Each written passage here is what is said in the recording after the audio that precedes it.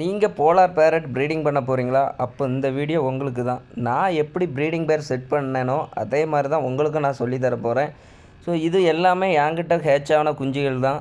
இது இப்போதைக்கு என்ட்ட நெறைய செமி அடல்ட் சைஸ் இருக்குது. உங்களுக்கு வேணும் அப்படின்னா, என் சேனல்ல என் நம்பர் இருக்கு. அதில நீங்க கான்டாக்ட் பண்ணி வாங்கிங்க.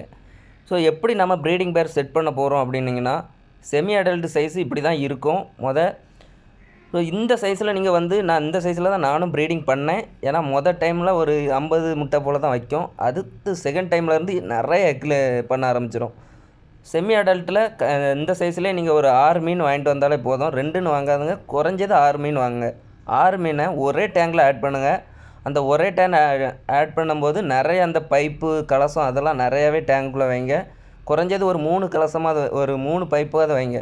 அப்போந்தான் அதுவே தனித்தனியாக ஒதுங்கும். ஒரு வாரத்துக்கு கொஞ்சம் நல்லா ஹெல்த்தான ஃபுட்டு போட்டாலே போதும். அந்த மீனே தனித்தனியாக அதோட பேரை செலக்ட் பண்ணி அப்படியே ஒதுங்கும். அப்போவே நீங்கள் தனித்தனியாக ஒவ்வொரு பேராக எடுத்து நீங்கள் வேறு டேங்கில் ஆட் பண்ணாலும் சரி, இல்லை அதே டேங்கில் ஆட் பண்ணோம்னா மற்ற மீனுங்களெலாம் நீங்கள் தனியாக எடுத்துடணும். எந்த பேர் நல்லா செட் ஆகுதோ அந்த பேரை அந்த டேங்கில் விட்டுருங்க.